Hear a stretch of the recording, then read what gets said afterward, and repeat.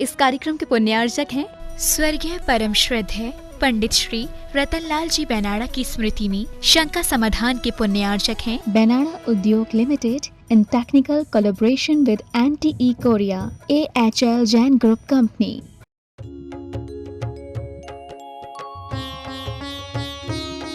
शंका समाधान। बोलिए अक्षय छेद बिलहरी के अक्षयकारी बड़े बाबा श्री आदिनाथ भगवान की जय जय जय। बोलिए समन संस्कृत नायक प्रातः स्मरणीय संत शिरोमणि परम पूज्य 108 आचार्य गुरुवर विद्यासागर जी महामुनिराज की जय जय जय। बोलिए गुणायतन प्रणीता शंका समाधान प्रवर्तक भावना योग प्रवर्तक प्रखर वक्ता परम पूज्य 108 मुनिवर श्री प्रमाण सागर जी मुनिराज की जय जय जय। बोलिए परम पूज्य 108 मुनिवर श्री अरह सागर जी मुनिराज की जय जय जय। प्रिय बंधुओं, पारस चैनल, जिनवाणी चैनल एवं प्रमाणिक ऐप के माध्यम से प्रसारित होने वाले आज के विशेष शंका समाधान के कार्यक्रम से जुड़े देश एवं विदेश के सभी श्रद्धालुओं का तथा पंच कल्याणक प्रतिष्ठा महोत्सव समिति में पधारे श्रद्धालुओं का, प्रमुख पात्रों का और दूर दराज से पधारे सम्मुख अतिथियों का मैं बिलहरी पंच कल्याणक प्रतिष्ठा समिति की ओर से और बिलहरी जैन पंचायत की ओर से हार्दिक हार्दिक अभिनंदन करता हूं। बंधुओं, आज प्रातः काल की मंगल वेला में प्रभु के निर्वाण कल्याणक के साथ श्री जिन मंदिर जी के में प्रतिमा स्थापन, मंदिर जी के शिखर पर कलशारोहण, ध्वजारोहण की ऐतिहासिक कार्यक्रमों के साथ और ऐतिहासिक उपलब्धियों के साथ, धर्म प्रभावना के साथ आज का यह पंच कल्याणक बहुत ही उत्साह और उमंग के वातावरण में संपन्न हुआ है बंधुओं, जो बिलहरी के इतिहास में स्वर्णाक्षरों में अंकित रहेगा।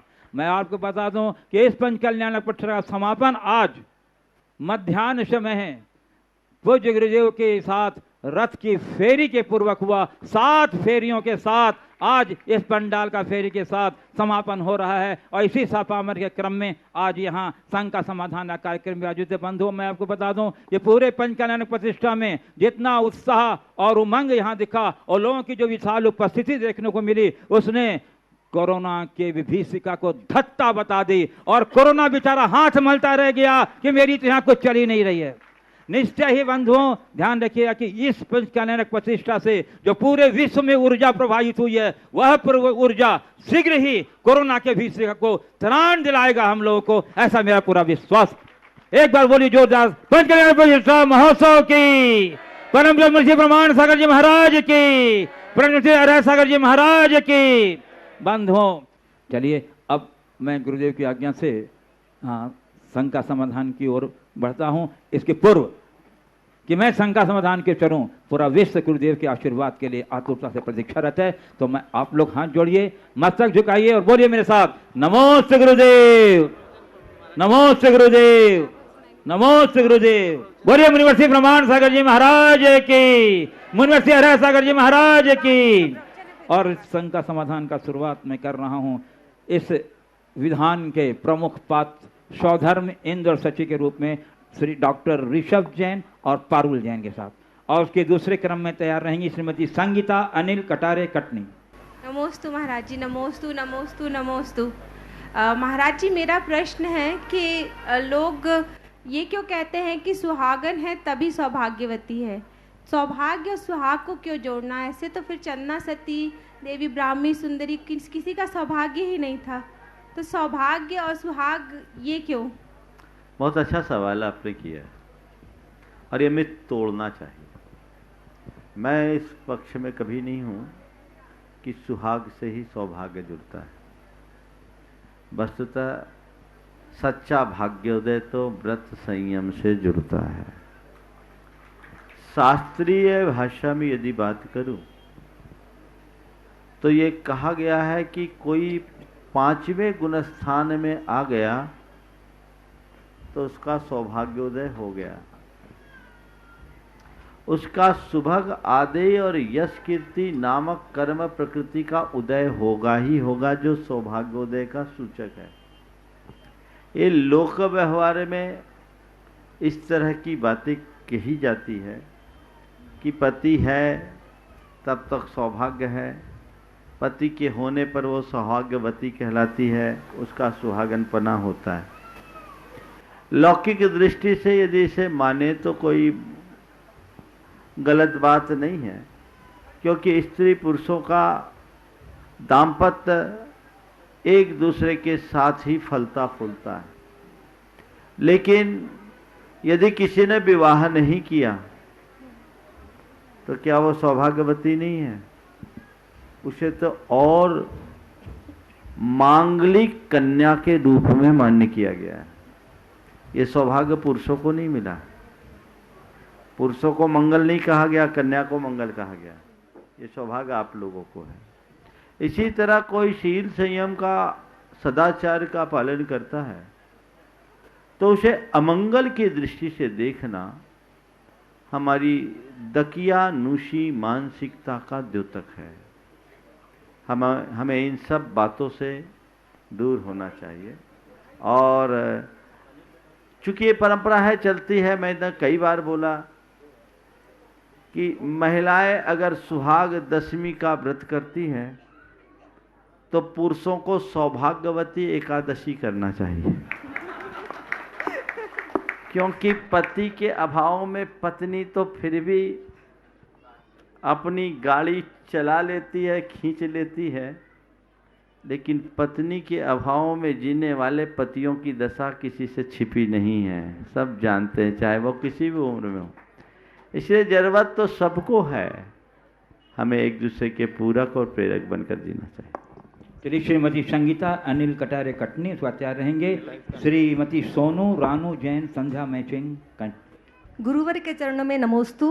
गुरुवर, कल ज्ञान कल्याण था और उसमें आपने प्रतिमा जी में जो सूर्य मंत्र दिए हैं वो क्या हैं और उन्हें लोगों से छिपाकर क्यों दिया जाता है? देखिए, मांत्रिक अनुष्ठान कुछ ऐसे होते हैं, मंत्र का मतलब ही होता है रहस्य। रहस्य उद्घाटित नहीं किया जाता। सूर्य मंत्र में काफ़ी शक्तियाँ लगती। कल आप लोगों ने देखा 11 बजे से लेकर 6:30 बजे तक हम लोग केवल उस मंत्रानुष्ठान में ही तो लगे रहे, बस आधा घंटा बीच में मंच पे आए। तो ये चीज़ें हैं, इसमें साधना लगती है, ये रहस्य की चीज़ें हैं। मंत्र को अगर उजागर कर दे तो मंत्र का प्रभाव क्षीण हो जाता है। इसी प्रकार यदि गुरुओं से तुम्हें कभी कोई मंत्र मिले तो वो मंत्र कभी दूसरों को गुरु की अनुमति के बिना मत देना। अगर दे दिया तो उसका फल गया। मंत्र के विषय में ये कहा जाता है। तो रहस्य है, रहस्य को रहस्य बनाना चाहिए। ठीक, नमस्ते। श्री श्रीमती रानू श्री सोनू जैन संध्या मैचिंग कटनी, और उसके बाद तैयार रहेंगे श्री जिनेंद्र जी जैन जो निरीक्षक एक्साइज ऑफिसर है, उनके साथ में संदीप जैन, जलेश पाठशाला, रोहित जैन, लोकेश जैन आएंगे। गुरुवर चरणों में श्रीफल भेंट कर आशीर्वाद भी ग्रहण करेंगे और चारों मिलकर एक प्रश्न भी उपस्थित करेंगे। महाराज श्री को नमोस्तु। महाराज श्री, पंच प्रतिष्ठा हो गई, भगवान विराजमान हो गए, इसके बाद ये फेरी क्यों लगाई गई? 7 फेरी। कई लोग फेरी में शुद्धि के वस्त्र में थे, कई अशुद्धि के वस्त्र में थे, कुछ खा के चल रहे थे, कोई बगैर खा के चल रहे थे, तो इनका क्या? देखो, पंच प्रतिष्ठा नहीं हुई, पंच कल्याणक प्रतिष्ठा हुई। समझ गए? पंचों की प्रतिष्ठा नहीं है, पंच परमेष्टि की प्रतिष्ठा है। आशय भी तुम्हारा वही है, लेकिन शब्द को सुधार लेना। रहा सवाल पंच कल्याणक के उपरांत फेरी की।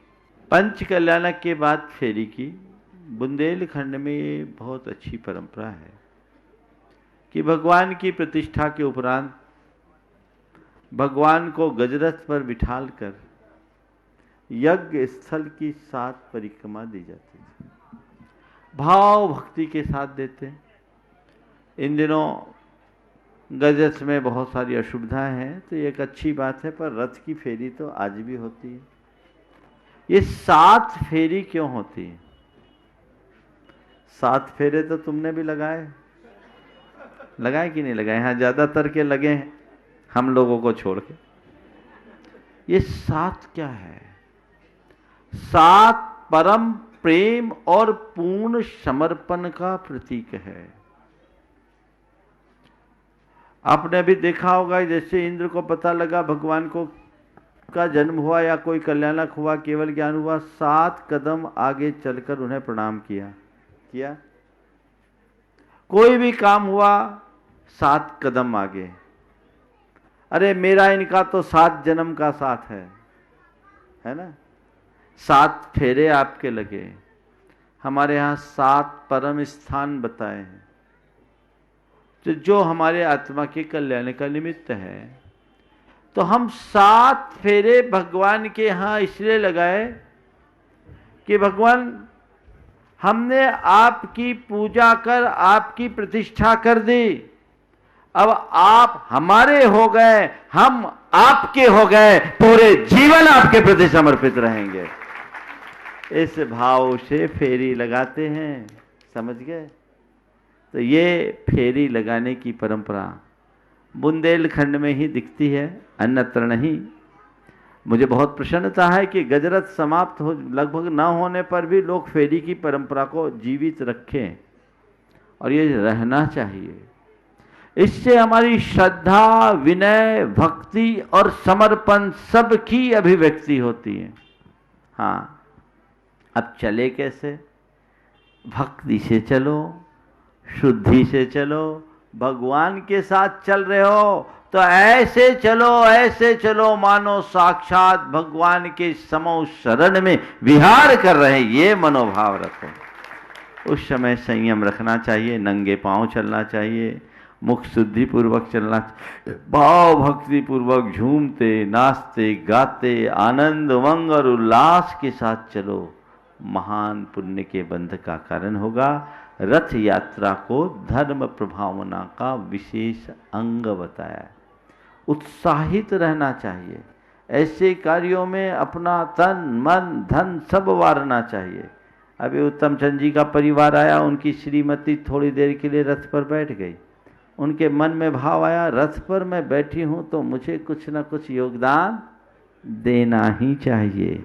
ये चीज़ें सीखने की है। हमेशा एक संदेश आप लोगों को कहता हूँ, अच्छे मांगलिक कार्यों में कभी भी दान के नेग से दूर मत होना। शक्ति के अनुसार भले तुम 10 रुपया दो, लेकिन जो नेग है, नियोग है, निमित्त है, इसमें कृपणता नहीं करना। यही सौभाग्योदय का आधार बनता है। कई लोग ऐसे मौके पर कृपण रह जाते हैं, वहाँ बचाने की कोशिश करते हैं। वहाँ नहीं बचाना, वहाँ उदारता से लगाने का भाव करना। मैं आमंत्रित कर रहा हूँ संस्थान परिवार जबलपुर के संयुक्त रूप से श्री जितेंद्र जैन निरीक्षक एक्साइज ऑफिसर, बाल ब्रह्मचारी संदीप जैन जबेरा पाठशाला संचालक, रोहित जैन कटनी, लोकेश जैन जबलपुर। आप आशीर्वाद भी ग्रहण कीजिए। गुरुदेव के चरणों में नमन करते हैं। संस्थान का नाम तो बता दो महाराज जी, तुम ही बता दो। हाँ महाराज द्वार के चरणों में नमोस्तु नमोस्तु नमोस्तु। महाराज, हम लोग भारतवर्षीय दिगंबर जैन प्रशासकीय प्रशिक्षण संस्थान जबलपुर से हैं। जबलपुर में संस्थान आचार्य महाराज के आशीर्वाद से 1993 से संचालित हो रहा है।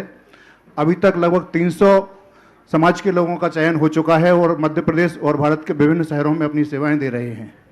मैं भी वहीं का विद्यार्थी रहा हूं और वर्तमान में आचार्य श्री के आशीर्वाद से संस्थान का संचालन कर रहा हूं और 65 बच्चे अभी वहां पर अध्ययनरत हैं, जिनमें से 25 से 30 बच्चों का प्रारंभ परीक्षा में चयन होने की संभावना है।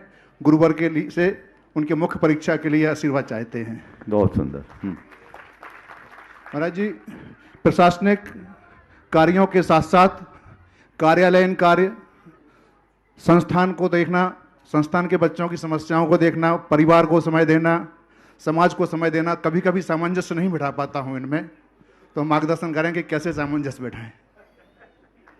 देखिए, यही तो आपकी कुशलता है। सामंजस्य बिठाने का थोड़ा हम प्रयास करें तो सब सामंजस्य बैठ सकता है। निश्चित जो आपके ऊपर शासकीय दायित्व है उसका अनुपालन तो आपको करना ही पड़ेगा, वो आपकी पहली प्राथमिकता में होनी चाहिए। परिवार के प्रति जो आपकी जिम्मेदारी है उसका भी आपको दृढ़ता से पालन करना ही चाहिए।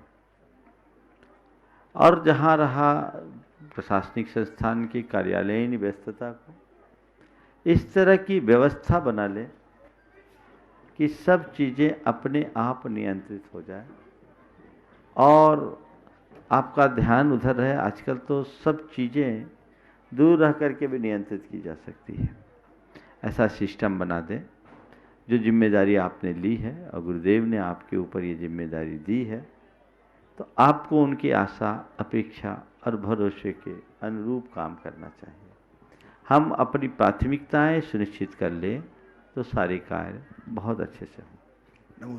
मैं आमंत्रित कर रहा हूँ गुणायतन के शिरोमणि संरक्षक श्री अतुल शीतल निहाल वंदना लाधानी बक्सरा गुजरात, जिन्होंने इस जिनालय में बड़े बाबा आदिनाथ को स्थापित करने का सौभाग्य प्राप्त किया है। जोरदार करते लमन से उनका अभिनंदन कर दीजिए बंधु। मैं आमंत्रित कर रहा हूँ गुणायतन शिरोमणि संरक्षक श्री अतुल शीतल निहाल वंदना लाधानी बक्सरा गुजरात।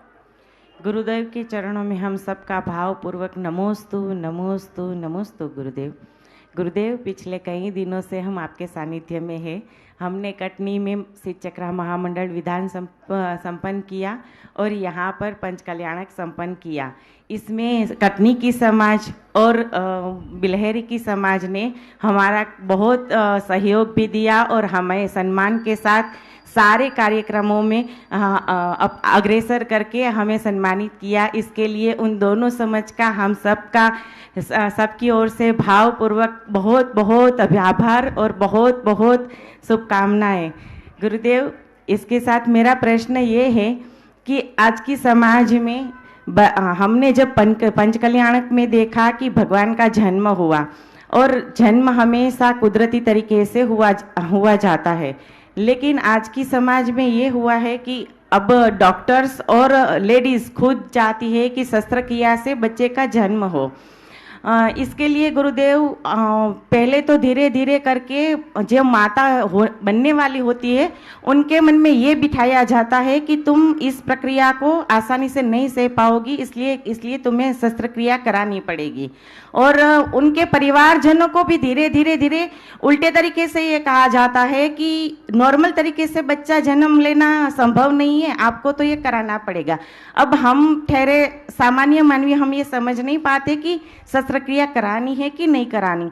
और आने वाला युग तो ऐसा हो जाएगा गुरुदेव कि पता ही नहीं होगा औरतों को कि बच्चा कैसे जन्म लेता है, शस्त्रक्रिया से ऊपर से ही बच्चे आएंगे। तो गुरुदेव, अभी की महिलाओं को आप इसके लिए क्या संदेश देना चाहते हैं? देखिए, ये बात बिल्कुल सही है। आपने जो बात कही इसके पीछे कई तरह की बातें, बदली हुई जीवन शैली, बिगड़ा हुआ खान पान, आचार व्यवहार,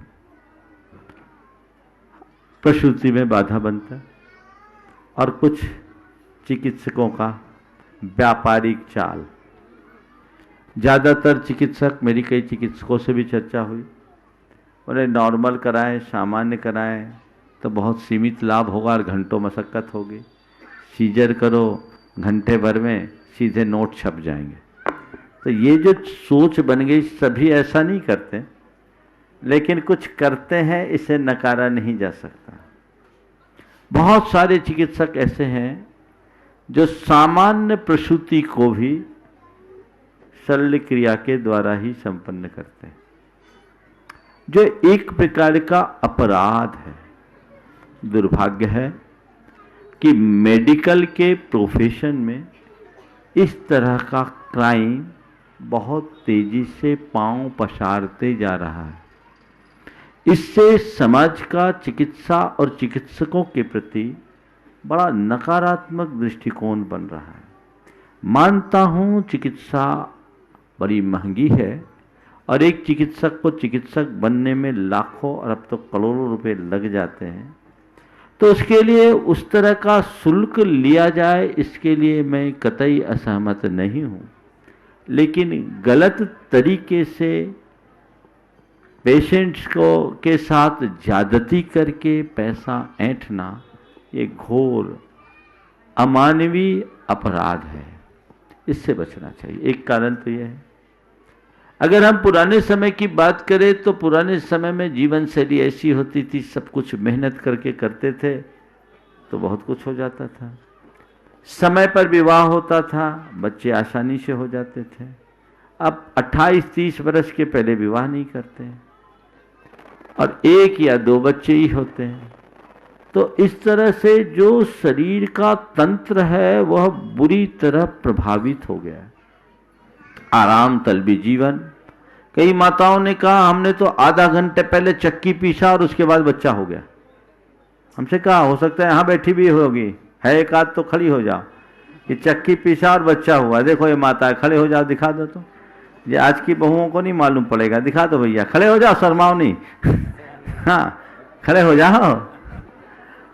ये कई ऐसा चर्चा में है। ये क्या हुआ? बदली हुई जीवन शैली का परिणाम है। दिखा दो बैठे बैठे। तो ये बदली हुई जीवन शैली का परिणाम है। देखो एक और माता जी हैं, उनसे और बाद वाली हैं, दिखा दो भैया इधर। हाँ ओम। हाँ तो मैं ये कह रहा हूँ, देखो एक खड़े रहो, कैमरा आ रहा है इधर। लिया? हाँ दोनों। तो ये चीजें हैं, मेहनत करे। और एक सलाह मैं सबको देता हूं, देखो। और हाँ चक्की चलाई थी ना, चक्की पीस रही थी, सिलौटी पीस रही होंगी। चलिए देखो बहुत है, बहुत लाइन लगे। अब मैं जो एक रहस्य की बात कर रहा हूं, सबको दिखा दिया ना। ओम। गर्भ संस्कार की चर्चा मैंने अपने पहले प्रवचन में की थी। गर्भ संस्कार करने वालों के 100% रिजल्ट अच्छे आते हैं। जो महिलाएं 9 माह की अवधि में गर्भ संस्कार की संपूर्ण प्रक्रिया को अपनाती है, उनमें 95% सामान्य प्रसूति होती है, नॉर्मल डिलीवरी होती है और पीड़ा भी नहीं होता, सुख प्रसूति, और संतान भी सुसंतान बनेगी। इसलिए गर्भ संस्कार को बढ़ावा दीजिए और अपने शरीर में थोड़ा श्रम को जोड़िए, परिश्रम कीजिए, मेहनत कीजिए, ताकि आपको बार बार डॉक्टरों का चक्कर भी न काटना पड़े और ये दुविधा भी ना हो। चलो नमोस्तु गुरुदेव। नमोस्तु। मैं आमंत्रित कर रहा हूं श्री सुनील वेजिटेरियन, प्रचार मंत्री, कुंडलपुर क्षेत्र कमेटी। और उसके बाद तैयार रहेंगी बाल ब्रह्मचारिणी डाली दीदी, गोटेगांव। बोले कुंडलपुर के बड़े बाबा की जय। परम पूज्य मुनि द्वय के श्री चरणों में नमन करते हुए मैं कहना चाह रहा हूं कि महाराज जी, आप कुंडलपुर पधारे थे तो हमें बहुत आशा बन गई थी कि एक चतुर्मास वहाँ अवश्य मिलेगा, लेकिन हम लोग का उतना पुण्य जागृत नहीं हो पाया। कटनी वालों को श्रेय मिल गया, किंतु आपकी भावना के अनुरूप वहाँ पर एक गौशाला का शिलान्यास अभी अभी हुआ है और एक विशाल गौशाला कुंडलपुर में बने, ऐसी हम सबकी भावना है। लेकिन महाराज श्री, मैं अनेक वर्षों से 20-25 वर्षों से शाकाहार के क्षेत्र में कार्य कर रहा हूँ, इसलिए मैंने अपना नाम वेजिटेरियन भी रखा है। लेकिन कई बार निराशा होती है शहरों में। वेजिटेरियन आगे आ जाओ जी। संजीव शाकाहारी विचार, ये संजीव शाकाहारी शाकाहार उपासना परिसंघ दमोह। महाराज जी, कई बार लेकिन निराशा तब होती है कि इतनी बड़ी संख्या में जैन समाज गौशालाएं चला रही है, लेकिन विभिन्न नगरों में जब जाकर के देखते हैं तो ऐसा लगता है जैसे मांसाहार का प्रचलन बहुत तेजी से बढ़ रहा है। और अनेक लोग कहते भी हैं कि जहां गौशालाएं बहुत बढ़ रही हैं, लेकिन कत्लखाने भी बहुत तेजी से बढ़ रहे हैं। तो ऐसे समय में चूंकि अहिंसा हमारा मूल है, तो जैन समाज का क्या दायित्व बनता है और किस तरह हमें प्रभावना करनी चाहिए, यही भावना मैं आपके चरणों में रख रहा हूँ। देखिए, जैन धर्म का मूल अहिंसा है, बल्कि धर्म का मूल अहिंसा है। जब तक अहिंसा है तभी तक धर्म है। ये हम सबकी जिम्मेदारी है कि हम अहिंसा के प्रचार प्रसार के लिए तत्पर हों और सभी लोगों को ये ध्यान देना होगा। आज के समय में शाकाहार के प्रति रुझान बहुत तेज़ी से बढ़ा है, पूरे विश्व में बढ़ा है। पेटा जैसी संस्था और अन्य इस तरह की अंतर्राष्ट्रीय संस्थाओं ने देश विदेश में एक बहुत बड़ा शंखनाद किया, जिसमें लोगों का शाकाहार के प्रति बहुत व्यापक जुड़ाव बढ़ा है। तो हमें चाहिए कि हम अहिंसा के बात को, शाकाहार को केवल धर्म के रूप में नहीं, आहार विज्ञान से जोड़कर लोगों को प्रचारित करें।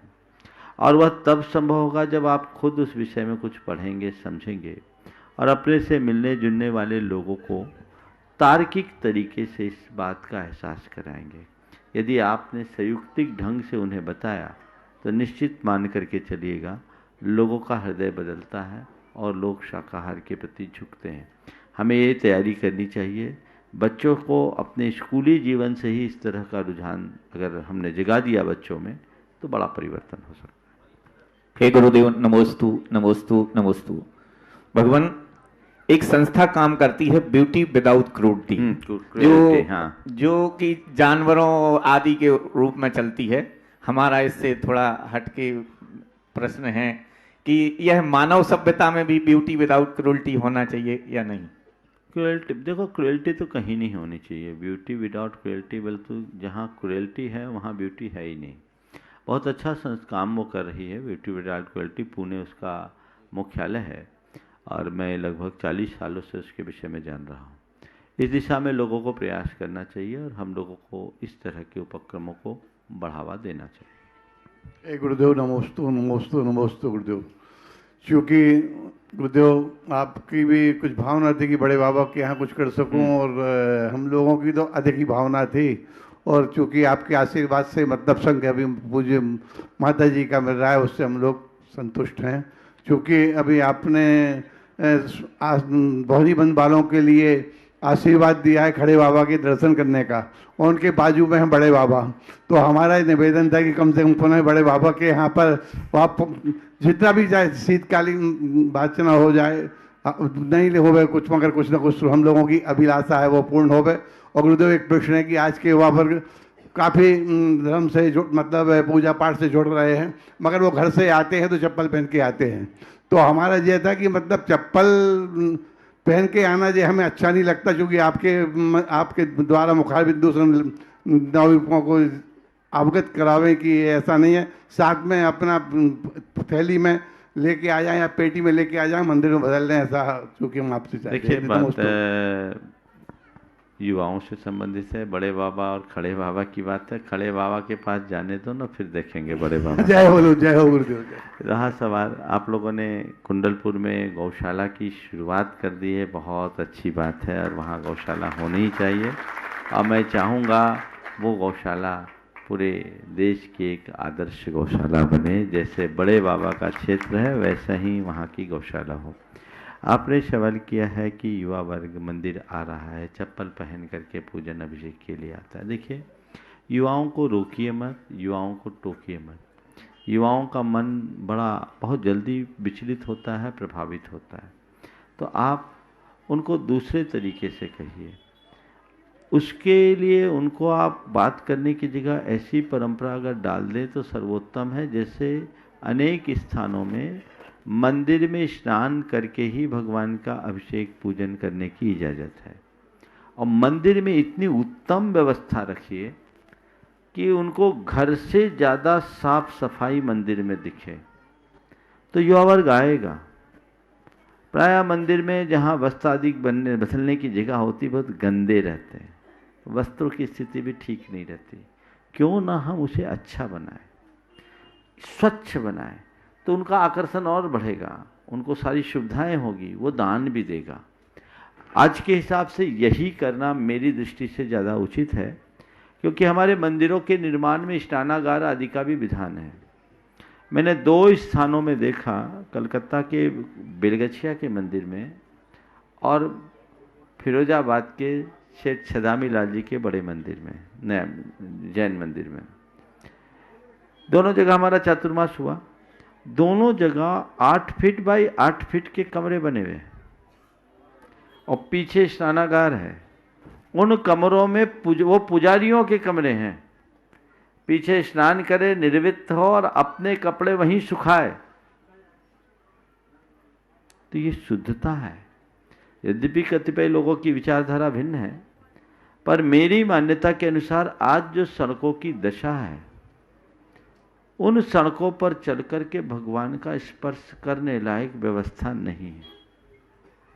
उत्तम यही है जिन मंदिर में उत्तम व्यवस्था बने। अब वो धीरे धीरे व्यवस्थाएं बदल गई, लोग घरों से ही वस्त्र पहन करके आते हैं, और तुम उनसे बोलो कि बिना चप्पल के आओ तो वो चप्पल नहीं छोड़ेगा, मंदिर छोड़ देगा। तो हमें मंदिर नहीं छुड़वाना, उसकी जगह अगर व्यवस्था को थोड़ा परिवर्तित कर दें और उनको उनके अनुकूल व्यवस्था दें। हम पूरे देश में घूमे, एक जगह हम जब चूलगिरी मतलब जयपुर की चूलगिरी के दर्शन करने जा रहे थे, दर्शन कर रहे थे पर्वत पर, तो मुझे दर्शन करा, महाराज जी इधर आइए इधर आइए इधर आइए, ले आए अंदर। क्या भाई यहाँ क्या ले आए? साफ सुथरा दिख रहा है। बोले महाराज ये यहाँ का बाथरूम है, यहाँ कपड़े बदलने की जगह हम आपको केवल इसलिए दिखाने आए हैं, जाके देखिए आप, चकाचक, काफी लंबा चौड़ा इलाका एरिया है और एकदम व्यवस्थित बना हुआ। मैं देख करके दंग रह गया कि ये भी एक सोच है। जो सोच आप अपने घर के निर्माण के समय रखते हो, वही सोच धर्मायतनों के साथ भी रखना चाहिए। पूरी तरह से हाइजीन होना चाहिए, वो सुव्यवस्था। और अभी के कोविड के दौर को देखते हुए तो हमें और ध्यान रखना चाहिए। तो हर मंदिरों में यदि ये सुव्यवस्था हो जाए तो पूजा पाठ करने वालों की संख्या में दिनों दिन वृद्धि ही होगी, हानि नहीं। तो ये हमें व्यवस्थाओं को देखना होगा। बाल ब्रह्मचारी बहन डाली दीदी गोटेगांव, और चूँकि लिस्ट बहुत लंबा चौड़ा है, समय बहुत कम है, तो मैं उन्हीं के साथ में उनके परिवार की सुनीता राजेश विवेक जैन गोटेगांव भी उनके साथ खड़े हो जाएं। और उसके बाद तैयार रहेंगे इसमें शालिनी जैन, गृहलक्ष्मी और कुमारी ईशिका अदिति जैन संयुक्त रूप से खड़ी हो जाएंगी। आ जाओ। महाराज श्री के चरणों में 2 लाइन। पंक नहीं पंकज बनू, मुक्ता बनू नसीब, दीप बनू जलती रहूं, गुरुपद पद में समीप। संत शिरोमणि आचार्य गुरुवर श्री विद्यासागर महामुनिराज की जय। युगल मुनिराजों के चरणों में नमोस्तु नमोस्तु नमोस्तु। मुनिश्री, मेरा प्रश्न यह है कि मेरे कुछ कर्मों की वजह से मुझे स्त्री पर्याय मिली है, तो मैं इस पंचम काल में ऐसी कैसी विशुद्धि बढ़ाऊं कि इस स्त्री पर्याय का छेदन हो? स्त्री पर्याय का छेदन मत करो, संसार के छेदन की बात सोचो। पर्याय दृष्टि क्या रखते हो? ऐसा थोड़ी है कि पहली बार स्त्री बनी, या अनादि जो स्त्री है वो अनादि से स्त्री है, और जो पुरुष है वो अनादि से पुरुष है, अनंत काल तक पुरुष बनते रहेंगे। ये जितने पुरुष हैं ना, अनंतों बार स्त्री और नपुंसक बन चुके, और जितनी स्त्रियां हैं वो अनंतों बार पुरुष और नपुंसक बन चुकी। ये तो चक्र है, चलेगा। जब तक मिथ्यात है, मोह है, अज्ञान है, ये चक्र चलेगा। उसे भेदो। संसार के छेदन की बात सोचो। समझ गए? तुमने संयम के मार्गों को अंगीकार किया है, इसी पथ पर चलते रहो। सम्यक दर्शन की भावना भाव। स्त्री पर्याय तो बहुत छोटी है, संसार ही छिद जाएगा। तुम्हारी चलिए, एक सुनीता जी भी प्रश्न पूछ रही हैं, इसके बाद गृहलक्ष्मी श्री शालिनी जैन और कुमारी ईशिका जैन, अदिति जैन। कठिन परिस्थितियों में हमारा आत्मबल कम हो जाता है, उस आत्मबल को कैसे बढ़ाएं? विपरीत परिस्थितियों में आत्मबल कम हो जाता है, आत्मबल को कैसे बढ़ाएं, इस विषय में कई बार मैंने उत्तर दिया है। अपना आत्मबल जब भी कम होने लगे, 4 बातों को ध्यान में रखो, मनोबल आत्मबल बढ़ेगा। पहली बात, कर्म सिद्धांत पर विश्वास रखो। कर्म सिद्धांत पर विश्वास रखने वाला व्यक्ति विषम से विषम परिस्थितियों में घबराता नहीं। दूसरी बात, सकारात्मक सोचिए।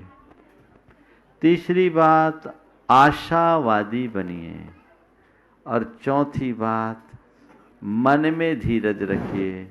ये सोचिए ये थोड़ी समय की बात है, सब ठीक हो जाएगा, सब ठीक हो जाएगा, सब ठीक हो जाएगा। हमारे श्री गोटेगांव बिहार के लिए आपको निवेदन कर रहे हैं हम।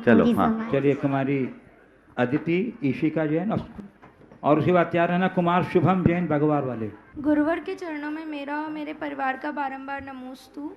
महाराज जी, आपके आशीर्वाद से हमें इस अनुष्ठान में अष्टकुमारी बनने का सौभाग्य प्राप्त हुआ, तो मैं ये जानना चाहती हूँ कि क्या अष्टकुमारियाँ जीवन पर्यंत कुमारियाँ ही रहती हैं या देवियाँ भी बनती हैं? और मैं इस अवसर को कैसे अपने सौभाग्य के निमित्त में बदल सकूं, कृपया मार्गदर्शन। बगल में कौन है, तुम्हारी मम्मी की चाची? चाची। हाँ, घबरा जाएगी। देखो अष्टकुमारियां तो कुमारियां ही रहती। तुम लोगों को ये सौभाग्य मिला कुमारी होने के कारण मिला। मैंने कहा था कि कुमारी कन्या को मंगला माना जाता है। ये सौभाग्य तुम लोगों को मिला और तुम लोगों ने आनंद भी लिया होगा। बड़े बड़े पात्रों को जो आनंद नहीं मिलता वो अष्टकुमारियों को मिलता है ना। सौधर्मेंद्र भी पीछे रह गया होगा कई जगह, तो उनकी इंद्राणी को जलन हो रही होगी, है ना। लेकिन ये कुमारी होने का लाभ है। और तुमने सोचा भाग्य को सौभाग्य में कैसे बदले, बस ये कुमारीपना जीवन भर बनाए रखो, देखो भाग्य कैसे सौभाग्य में बदलता है। समझ गए? चलिए महाराज जी, एक और शंका है मेरे दिमाग में कि बोला जाता है कि हर व्यक्ति को अपने जीवन पर्यंत कम से कम एक बार तो चावल के दाने बराबर भी मूर्ति विराजमान करनी चाहिए, पर इस पंच कल्याणक के अवसर में मैंने देखा। तो मैं ये जानना चाहती हूँ कि किसका पुण्य ज़्यादा तेज होता है, वो जो भगवान का माता पिता बनता है या कोई मुख्य पात्र में होता है, या वो जिसे भगवान के आशीर्वाद से उन्हें ही विराजमान करने का अवसर प्राप्त होता है? देखिए, भगवान का विराजमान कब कर पाओगे, जब ये सब होंगे तब ना। अकेले मूर्ति लाके विराजमान तो नहीं होती। तो ये प्रतिष्ठापक कहलाते हैं। पहले शास्त्रीय व्यवस्था के अनुसार तो ये होता था कि जो व्यक्ति बिंब विराजमान करे वही सारा अनुष्ठान करे। उसके लिए एक शब्द आया है कारापक। मंदिर भी उसी का, भगवान भी उसी के और प्रतिष्ठा भी उसी की। अब ये सामलाती व्यवस्था हो गई। पहले सिंघई आदि की उपाधि क्यों दी जाती थी बुंदेलखंड में? बहुत महत्कार होता था। मंदिर बनाकर भगवान को प्रतिष्ठित करके रथ चलाए तो सिंघई 2 बार चलाए तो सवाई सिंघई, 3 बार तो देड़िया और 4 बार में सेठ, है ना। अब तो सामलाती है। ये व्यवस्था थी, ये उनका गौरव था।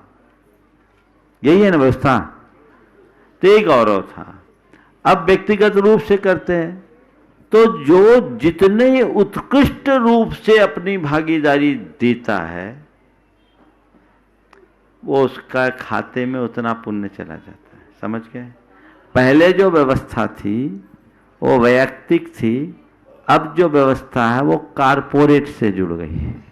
सब जुड़ गए है ना।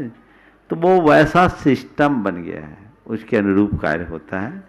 लेकिन अच्छा है एक दृष्टि से।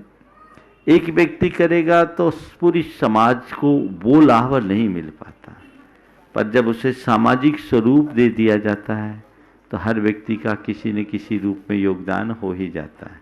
अब रहा सवाल किसको ज्यादा पुण्य मिले। मैं बताऊं, धर्म क्षेत्र में क्या करना, मुझे सबसे ज्यादा पुण्य लेना, बस ये ध्येय रखो। किसको क्या मिल रहा है ये नहीं मालूम, मुझे सब समेटना है। इसका मतलब ये नहीं कि सब काम मैं ही करूं। भाव से अपने आप को इतना बढ़ाओ कि मैं कहीं पीछे न रह जाऊं, ऐसा मनोभाव। कुमार शुभम जैन भगवार वाले, उसके बाद तैयार रहेंगे आरती राहुल जैन, शास्त्री महाशक्रेंद्र। गुरुवर के चरणों में मेरे एवं मेरे परिवार की ओर से बारंबार नमोस्तु। गुरुवर, मेरा प्रश्न यह है कि आप बोलते हैं धर्म जब भी करो अपने कल्याण के लिए करो, लेकिन गुरुवर ना ही मैं अभी अच्छे से धर्म नहीं अपना जान पाया हूँ, ना ही अपना धर्म सही से नहीं जान पाया हूँ, ना ही मैं अपनी आत्मा को जान पाया हूँ। एवं गुरुवर, मैं ये भी जानना चाहता हूँ कि कि अपने आप बोलते हमेशा अपनी आत्मा का ध्यान करना चाहिए, तो हमें किस तरीके से अपनी आत्मा को ध्यान करना चाहिए? मैं न धर्म जान पाया, न कल्याण जान पाया, न आत्मा को जान पाया। तेरी उम्र में तो मैं मुनि बन गया था। कितने साल का हो गया? 17 क्षुल्लक बन गया था, है ना। थोड़े दिन हमारे साथ रह लो, सब जानने लगे। समझ गए? ये उम्र 8 वर्ष की उम्र में भी सब कुछ जाना जा सकता है। नित्य भावना भाव सब जानने में आएगा और उसी अनुरूप जीवन में बदलाव आएगा। तुम्हारी माता घबरा न जाए। समझ गए? हाँ, आरती राहुल जैन, महाराज महाशुक्र श्री के इंद्र। चरणों में हमारा बारंबार इसके बाद तैयार रहेंगे संजीव रचना जैन नमोस्तु पिंकू। नमोस्तु। महाराज श्री, मेरा प्रश्न यह है कि जिन औरतों के पुत्र नहीं होते तो क्या वह सौभाग्यवती नहीं होती हैं, और वो अगर धर्म का कार्य करती हैं, धर्म के कार्य में भाग लेती हैं, तो वो सौभाग्यवती, जैसे बोली लगाती हैं या कुछ भी करती हैं, तो वो सौभाग्यवती कैसे कहलाती हैं और होती हैं या नहीं होती हैं? देखो, मेरी व्यक्तिगत विचारधारा बिल्कुल अलग है। यद्यपि कुछ आचार्य ग्रंथों में, खासकर संहिता संबंधी ग्रंथों में, संहिता समझते जो विधि विधान के ग्रंथ, उसमें इस तरह का उल्लेख है और इसीलिए धार्मिक अनुष्ठानों में इस तरह के कार्य करते हैं। लेकिन मुझे इन सब बातों का औचित्य नहीं दिखता। हमें इस मानसिकता से बाहर आना चाहिए। बेटी और बेटे के भेद को खत्म करना चाहिए।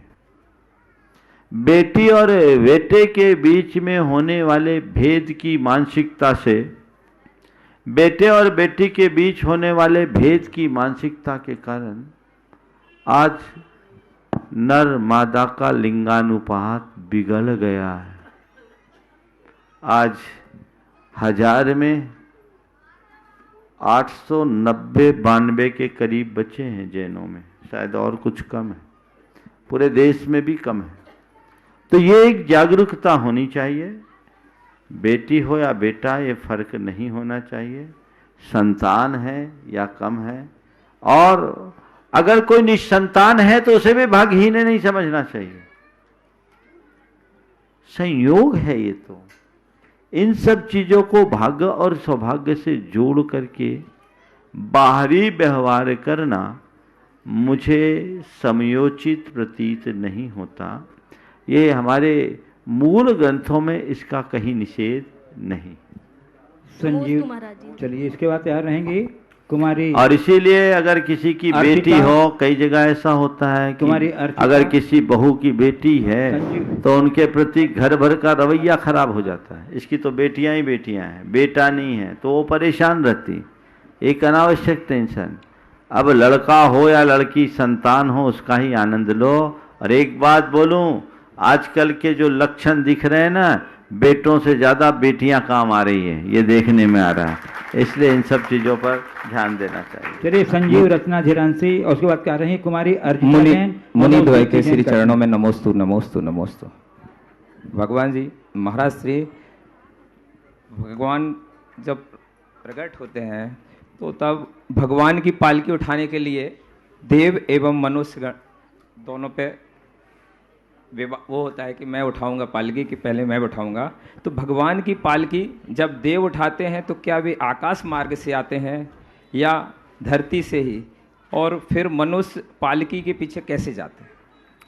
देखिए, सबसे पहली बात तो मैं आपको बताऊं, हमारे पंच कल्याणकों में बहुत सारी ऐसी क्रियाएं हैं जो केवल मनोरंजन की दृष्टि से प्रदर्शित की जाने लगी है, शास्त्रीय नहीं है, अशास्त्रीय। भगवान के दीक्षा की घड़ी में मनुष्यों और देवताओं के बीच विवाद का कहीं कोई उल्लेख देखने में नहीं आता। जब भगवान की पालकी को उठाने का क्षण आता है, देवता खुद पीछे हट जाते हैं, क्योंकि उनको मालूम है संयम का क्रम है। और सबसे पहले मनुष्य, फिर विद्याधर उसे उठाते हैं, फिर देवता लोग भगवान की उस पालकी को आकाश मार्ग से ले जाते हैं और नीचे धरती में पूरा जन सैलाब जाता है। बहुत सुंदर वर्णन आदि पुराण में भगवान ऋषभदेव की दीक्षा कल्याणक का है। भगवान जब दीक्षा वन की ओर जाते हैं, देवता स्वर्ग से पालकी लेकर आते हैं। दीक्षा से पूर्व भगवान का दीक्षाभिषेक होता है। दीक्षाभिषेक के उपरांत अपने बंधु जनों को संतुष्ट करके भगवान अपनी पालकी पर आरूढ़ होते हैं। कुछ दूरी तक मनुष्य भूमि गोचरी, फिर विद्याधर उस पालकी को उठाते हैं और फिर सौधर्म आदि के इंद्रों के नेतृत्व में सारे देवगण भगवान की उस पालकी को लेकर आगे बढ़ते हैं आकाश मार्ग में। और पीछे जन सैलाब, जिसमें भगवान की माता भी, पिता भी और उनकी रानियां भी उनके पीछे पीछे चल रही है। और फिर भगवान दीक्षावन में जाते हैं, चंद्रकांत मणि की शिला पर विराजमान होकर पंच मुष्टि के श्लोच करके वो परम दिगंबरी अवस्था को धारण करते हैं। आदि पुराण पढ़ो, सब समझ में आ जाए। धीरज अंजलि जैन कटनी उसका चाह रहे हैं मनोज प्रीति। गुरुदेव, आपके चरणों में मेरा बारंबार नमोस्तु। गुरुदेव, एक ही पूछो, बाद में पूछना, पीछे दे दो जल्दी। धीरज अंजलि जैन कटनी। ओम नमोस्तु भगवान। महाराज श्री जी, हमारा प्रश्न ये है कि हम जीवन में दिनों दिन मृत्यु की तरफ बढ़ रहे हैं, लेकिन फिर भी निश्चिंत हैं। अपने जीवन को सार्थक कैसे करें, चाहूँगा आपसे। भाई, जीवन को सार्थक बनाना है तो संयम के रास्ते पर चलो, जीवन की सार्थकता हो जाएगी। ठीक है ना। अब शंका समाधान को थोड़ा विराम दो। पंच कल्याण का उपसंहार मुझे करना है, करीब 10 मिनट उसमें लगेगा, है ना। महाराज श्री, बैठिए, हो गया। नमस्ते। चलिए देखिए, अब गुरुदेव से विनम्र प्रार्थना है कि गुरुदेव जो रह गए हैं, हाँ, वो इंतजार करो। आज प्रातः काल भी लोगों को आशीर्वाद नहीं मिल पाया, इसलिए इस सत्र में तो आप देखिए, ये पंच कल्याण प्रतिष्ठा महोत्सव सानंद संपन्न हुआ। 15 दिन की अल्प सूचना में जिस भव्यता के साथ इस आयोजन की संपन्नता हुई, उसकी किसी को कल्पना भी नहीं थी। और वो भी उधर विधान चल रहा है इतना बड़ा। 30 तारीख को विधान समाप्त, 1 तारीख से यहां कार्यक्रम शुरू। इस परिस्थिति में बिलहरी का ये जो पंच कल्याणक हुआ, वो अपने आप में एक मिसाल बन गया है। कटनी के युवाओं और बिलहरी के युवाओं की कार्य क्षमता का एक अद्भुत उदाहरण बन गया है। कटनी वाले तो ऐसे भी जांचे परखे हैं, और बिलहरी के हैं थोड़े पर बहुत दमदार हैं। 5-6 घर की समाज में जहां हमारा 1.5 माह का प्रवास इन लोगों ने बहुत ही उत्साह के साथ संपन्न कराया, ये इनके क्षमता को दर्शाता है। और कटनी तो कहीं कहने की बात नहीं, बहुत पुराने समय से है। और इस बार के इस पूरे चातुर्मास के काल में सारे कार्यकर्ताओं ने जितना तन मन धन से एकजुट होकर के जिस उत्साह, भक्ति और श्रद्धा का परिचय दिया है, वो बहुत बहुत प्रशंसनीय है। ये पंच कल्याणक आज संपन्न हुआ। इस पंच कल्याणक की संपन्नता में परम पूज्य गुरुदेव का आशीर्वाद रहा। ब्रह्मचारी जी, विनय भाई और अभय भैया का मुख्य रूप से आप लोगों को मार्गदर्शन रहा। विनय भैया ने यहाँ कार्य तो कराया, लेकिन अभय भाई ने आपके मंदिर की सारी व्यवस्थाएं और अंतरंग की सारी क्रियाएं 12-12 बजे रात तक जग करके किए। विनय भाई ने पूर्ण शुद्धि और विशुद्धि के साथ ये अनुष्ठान संपन्न किया, तो ये अपने आप में एक बहुत अच्छी उपलब्धि है। लेकिन इस कार्यक्रम के अंत में मैं आज उन सब कार्यकर्ताओं को आशीर्वाद देना चाहता हूं जिन्होंने कोई कार्यक्रम नहीं देखे। तुम अच्छे से कार्यक्रम देख सको उसकी व्यवस्था में लगे रहें, चाहे वो तुम्हारे भोजन की व्यवस्था संभालने वाले हो, चाहे तुम्हारे आवास की व्यवस्था संभालने वाले हो, या तुम्हारे अन्य प्रकार की व्यवस्थाओं को संभालने वाले हो। मैं नाम आज किसी का नहीं लूँगा, क्योंकि कल वो कार्यक्रम रखा ही है और ये होना ही चाहिए। लेकिन मैं सभी को आशीर्वाद देता हूँ कि इसी तरह से उत्साह के साथ जुड़े रहें।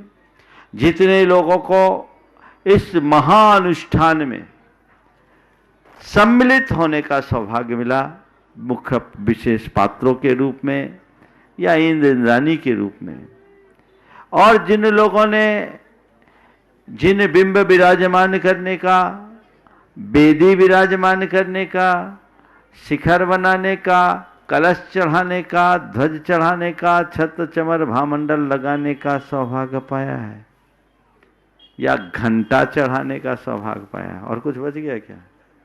उन शब्द से मैं एक ही बात कहना चाहता हूँ। महाराज कह रहे आहार कराने का, वो तो रोज कराएंगे, ये तो पंच कराने की बात थी ना। उन शब्द से मैं एक ही बात कहना चाहता हूं, मन में केवल एक ही भाव रखो कि हे प्रभु, मेरे जीवन में भाव भाव में देव, शास्त्र और गुरु के प्रति श्रद्धा बनी रहे। ये 2 पंक्तियां अपने हृदय में धार लो। मात्र भावना मम रही, टूटे कर्म संयोग, देव शास्त्र गुरुदेव का सदा मिले सहयोग। ये भाव अपने हृदय में जगाइए। ये पंचकल्याणक बहुत भव्यता से संपन्न हुआ, सारे कार्यक्रम बहुत अच्छे से हुए, भगवान वेदी में विराजमान हो गए। अब तुम लोग फुर्सत हो गए क्या? निपट गए? बोलो सौधर्मिंद, कल से तो अपनी क्लिनिक नहीं। अब हमारे लिए तो अब भगवान के प्रति श्रद्धा भक्ति प्रकट करने का मौका है। अभी तो भगवान कमरे में बंद थे, अब वेदी में विराजमान है, अब उनकी आराधना करना। यहां विराजमान एक एक जिनबिंब एक एक जिनाले के लायक हैं और महान महान अतिशयकारी। मैं सभी से कहना चाहता हूं, जुड़े रहो। जो बिलहरी के हुए तो हैं ही, जो बिलहरी से बाहर के हैं, कटनी वाले चाहें तो हर हफ्ता आ सकते हो।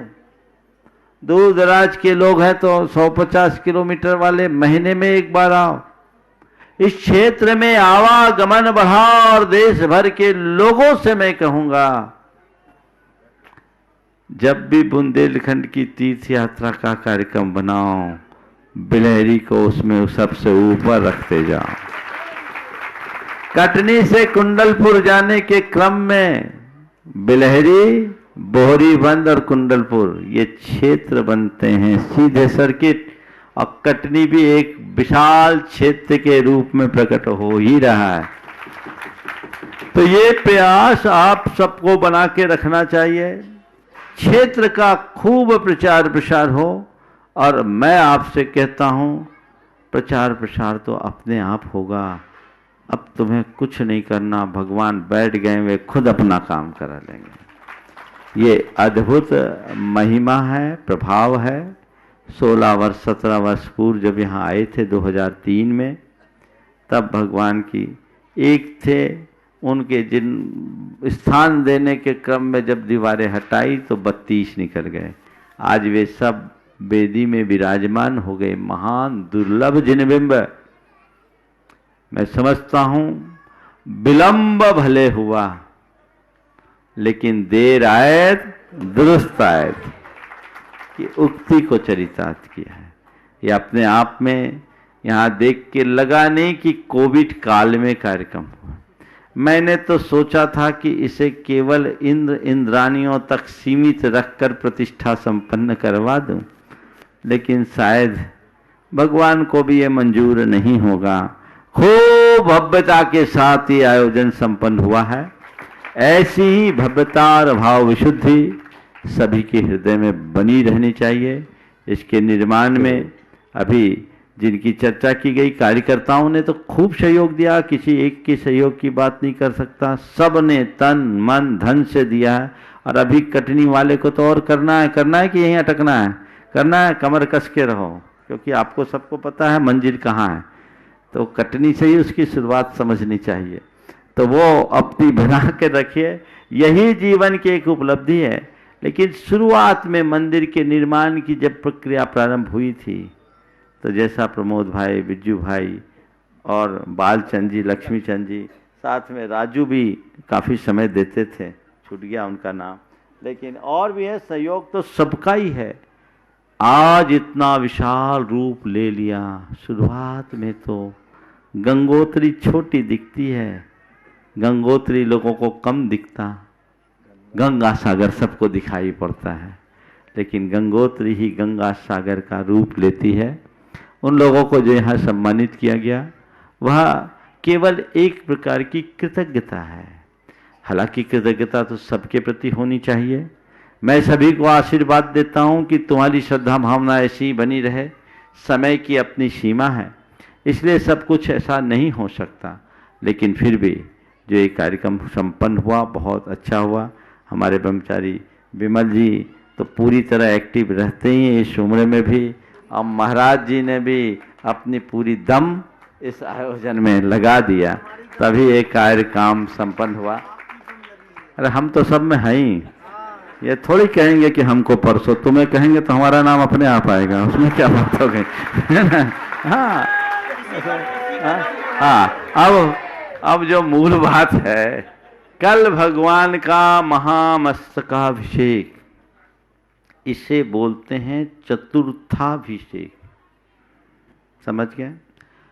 चतुर्थाभिषेक, पहला जन्माभिषेक, दूसरा राज्याभिषेक, तीसरा वैराग्याभिषेक, और कल चतुर्थाभिषेक है जिनाभिषेक।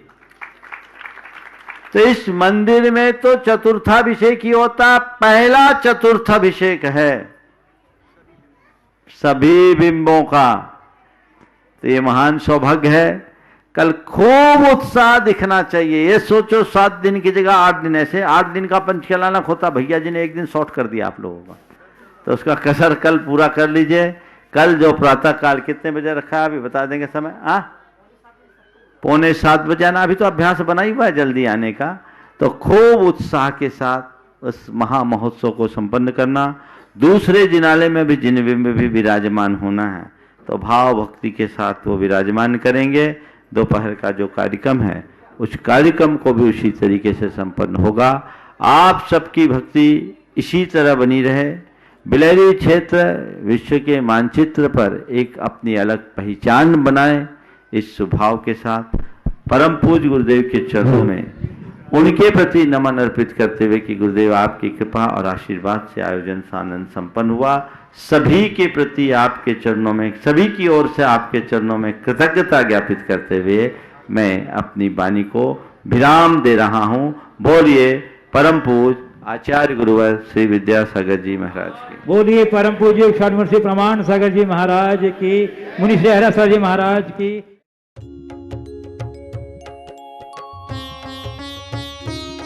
शंका समाधान।